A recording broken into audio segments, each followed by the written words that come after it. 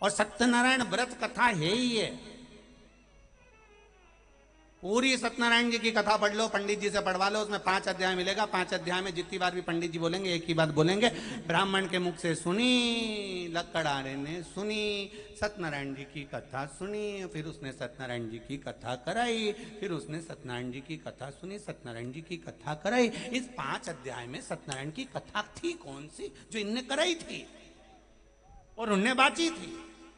तो वो 5 अध्याय में सत्यनारायण जी की कथा नहीं, स्कंद पुराण में लिखा है सत्यनारायण भगवान की कथा।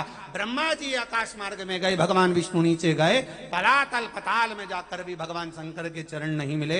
तब आए, ब्रह्मा जी ने आते से पूछा क्या भगवान आपको चरण मिले? भगवान ने कहा मुझे भगवान के चरण नहीं मिले। बस ये सत्य भगवान विष्णु ने कह दिया था। उस दिन सत्यनारायण भगवान की जय जयकार हो गई। ये सत्यनारायण भगवान की कथा, और जो सत्यनारायण की पोथी में लिखे वो 5 अध्याय इसी का वर्णन करते।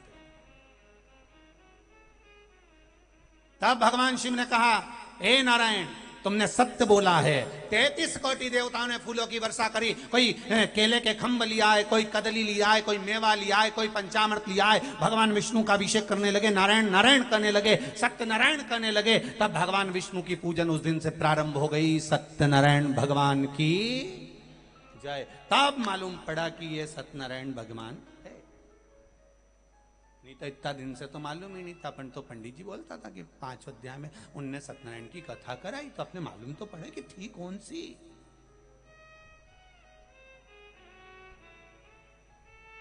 स्कंद पुराण में लिख दिया सत्यनारायण भगवान। अब ब्रह्मा जी से पूछा तुम्हें क्या भगवान का सिर मिला?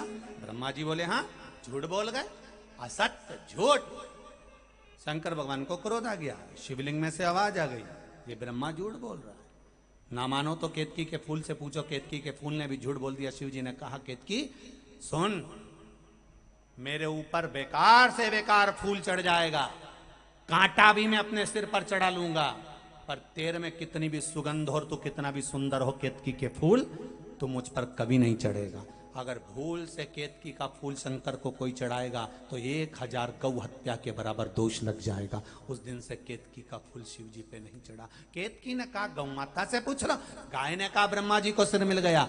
शंकर भगवान ने कहा गौ माता झूठ बोलती है, तेरा शरीर पूरा पूजा जाएगा, पर तेरे मुख से तूने झूठ बोला इसलिए तू अपूज्य मानी जाएगी। तेरा मुख अपूज्य माना जाएगा। सनातन हिंदू धर्म में कन्यादान आगे से होता है, वस्त्र दान आगे से होता है, मुद्रा दान आगे से होता है, अन्न दान आगे से होता है, स्वर्ण दान आगे से होता है। सारी पूजन हिंदू सनातन धर्म की आगे से होती है। केवल गौ माता का दान गाय की पूंछ पकड़ कर किया जाता है पीछे से, क्योंकि इसने मुख से झूठ बोला था। सारे मंदिर की परिक्रमा आगे से होती है, पर गौ माता की परिक्रमा पूंछ से चालू होकर पूंछ पर विराम होती है, क्योंकि इसने झूठ बोला। जब वो इतना झूठ बोल गई एक बार, तो उसका मुख को कितना श्राप लगा। तो तुम अपना अंदाजा लगा के बैठो कि जी और तुम कितना झूठ बोलती होगी, कितना। ये भाई लोग भी लगा ले थोड़ा बहुत अंदाजा। ये तुम्हारी जेब में जो यंत्र रखा है ना, जिसको लोग तुम प्रेम से मोबाइल कहते हो, इसका नाम है यम यंत्र। ये यमराज के करीब ले जाने वाला यंत्र है, करीब।